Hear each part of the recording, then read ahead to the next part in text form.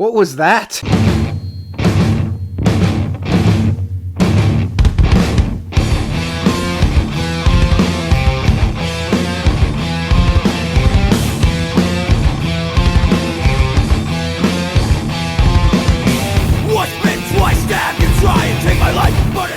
Welcome to the Jungle, Bengals fans.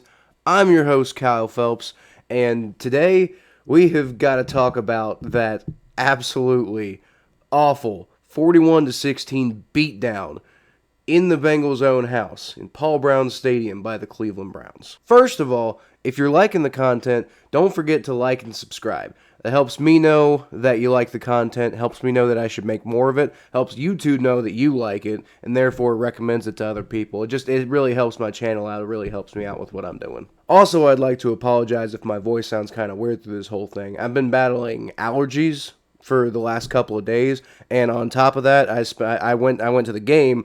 So I spent quite a bit of it yelling and screaming and just being like, "What is going on?" It was a very depressing day to be a Bengals fan, and my voice is still in the process of recovering. So I appreciate your patience. So through this game, it really kind of felt like the same old Bengals all over again.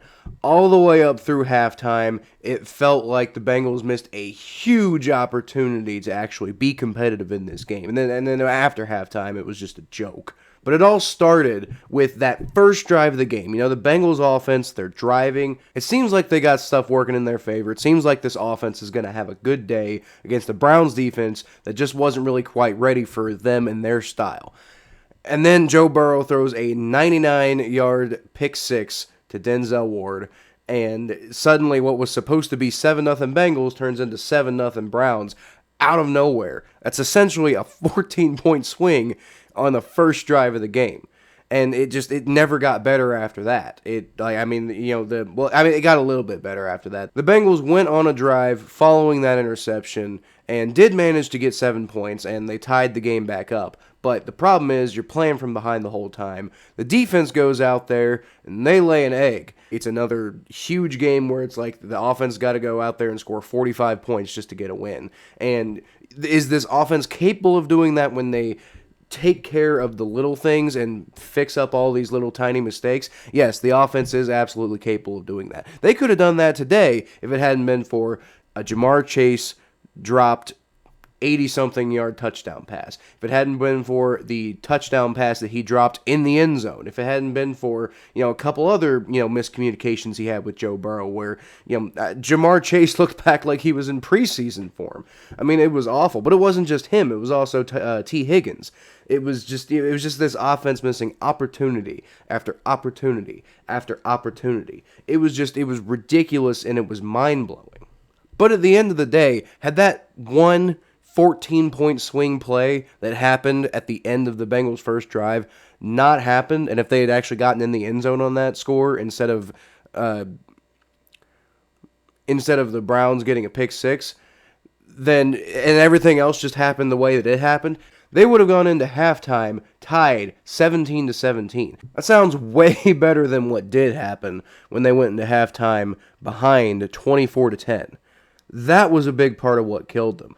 And to be completely honest with you, once they went down 21-7, it was basically over at that point. I know they still had the entire second half and most of the second quarter still left to play when they went down 21-7, but it's like at that point, you can just tell that the defense is just completely overwhelmed when they actually are on the field. And, I mean, maybe the offense can kind of get it going, but you haven't seen it yet. You've seen them sputtering. They did get a touchdown, but then they went out and they couldn't get it done on downs because Samaje Perine can't catch a pass. And granted, that was on third down, and then they had a bad fourth down play. But the point being that they couldn't get their crap together in time to actually get this done.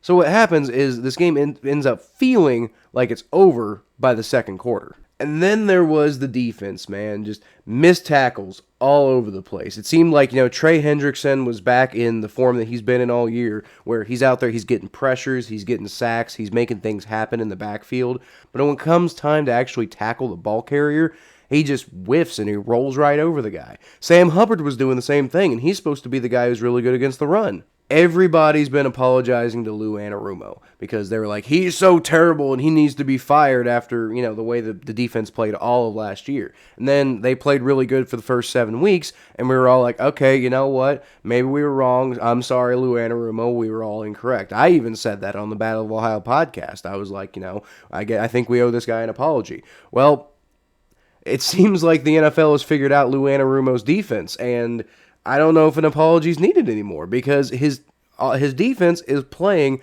like absolute crap. And it's just not working. It's a liability to this team. It's a detriment to what they're trying to do. I don't know if they're going to be able to win as many games in the second half of the season that they won in the first half of the season just because the defense isn't playing up to the standards that it needs to be playing up to. Now, the offense has been getting some things going, but as we've seen the last 2 weeks, Jamar Chase isn't quite taking people off guard the same way he was before. Now, he would have against the Browns if he had actually caught half of the passes that were thrown his way, and he did catch half.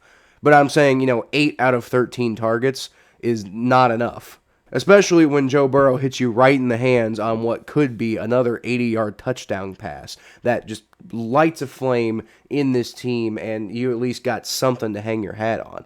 And that's just not what we saw. But at the end of the day, this defense let the Browns put up nearly 400 yards of total offense and 41 total points. They basically did the same thing to the Bengals that the Bengals did to the Ravens a couple of weeks ago.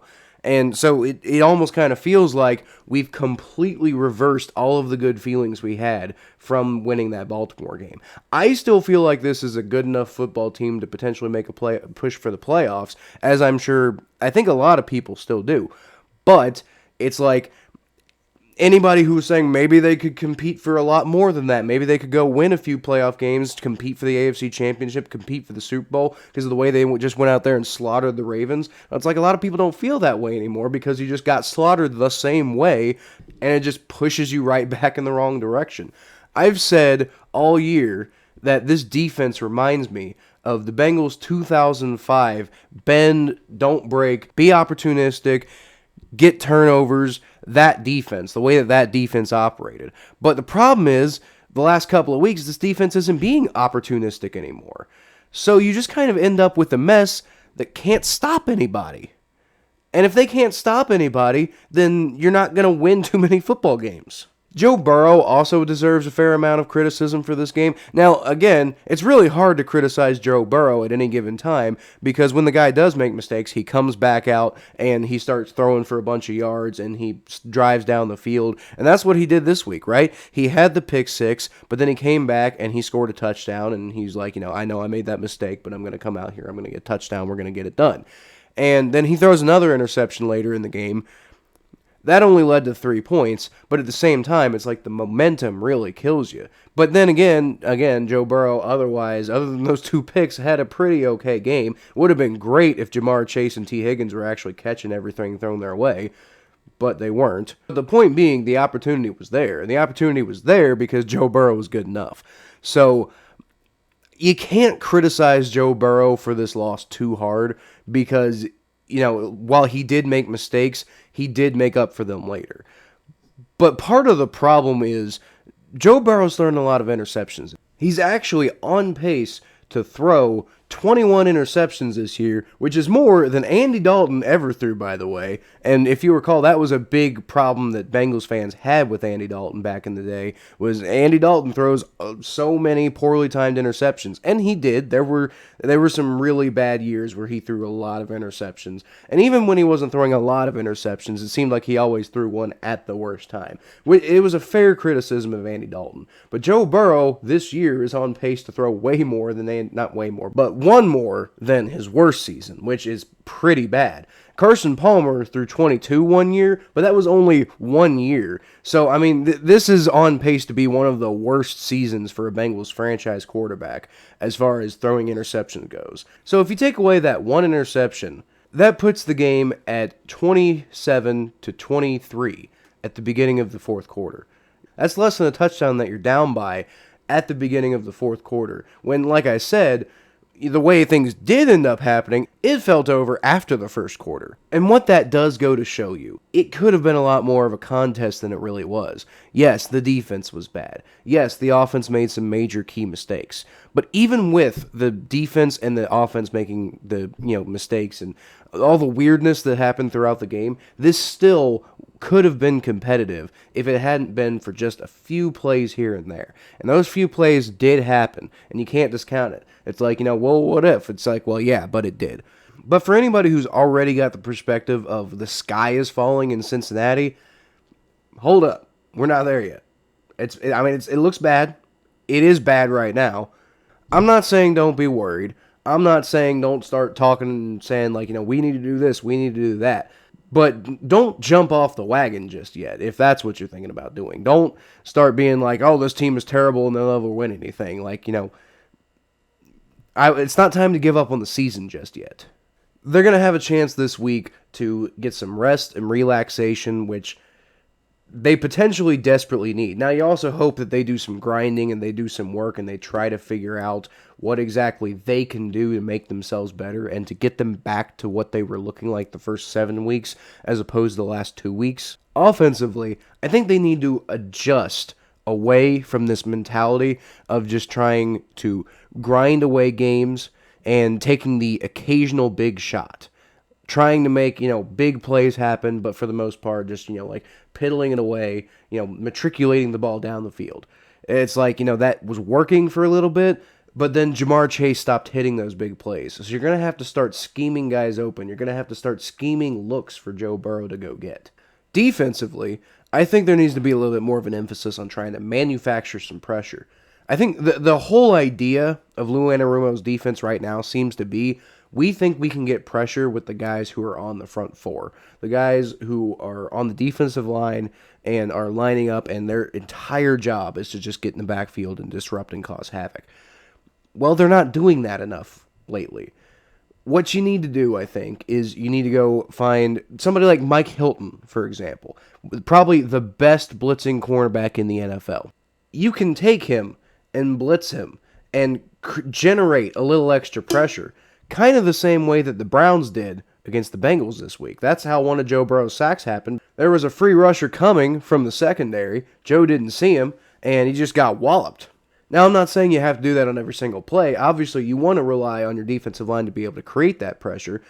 But the problem is, if they're not doing it all the time, then you have to be able to mix it up and you have to be able to get some stuff going. Because if you don't, then they're just going to be able to find the open man all day and do whatever they want. At the end of the day, coverage isn't going to last forever. So if you can't get home, if you can't pressure the quarterback into going and getting something done, then he's going to find an open receiver eventually. So after the bye week, they're going to move on to play the Las Vegas Raiders in Las Vegas. The Raiders have been crazy inconsistent this year. In their defense, they've had a lot of drama to deal with, and you can't discount that at all. For the most part, they overcame a lot of their drama, but they just lost to the Giants. We'll see what they're going to be doing going forward, but I think the Raiders are a winnable game for the Cincinnati Bengals. If the Cincinnati Bengals are the team that they claim that they are, and that they want to be, regardless of whether they claim it or not, then you got to go beat a team like the Raiders. Beating a team like the Raiders is so important, especially after 2 really disappointing losses, because it gets you right back on track. Suddenly, you're 6-4. At 6-4, you really feel good about your chances going forward. But if you fall to 5-5, then all bets are off. Suddenly, you're right back to square one. They'll absolutely still be in the hunt if they're 5-5. But they're going to really have to start climbing their way back into the playoff hunt. And they've got a pretty rough schedule coming up. We all wrote off the Broncos, but the Broncos just beat the Cowboys. Don't forget about that. I'm not saying that you completely forget all the progress they've made and they've shown so far this season. I'm just saying if they fall to that point, then they're clearly not where they wanted to be at this point just yet. Now, I'm not ready to say that now. This game against the Browns, the only double-digit loss they've had all season. So consider that. This is the only time they've really been blown out this year. But I will say, if they come out of the bye week, they go and beat the Raiders, then you got a good chance to beat the Pittsburgh Steelers at home. And then suddenly, you're 7-4. and you've got a ton of momentum. So that's all I got for this game, guys.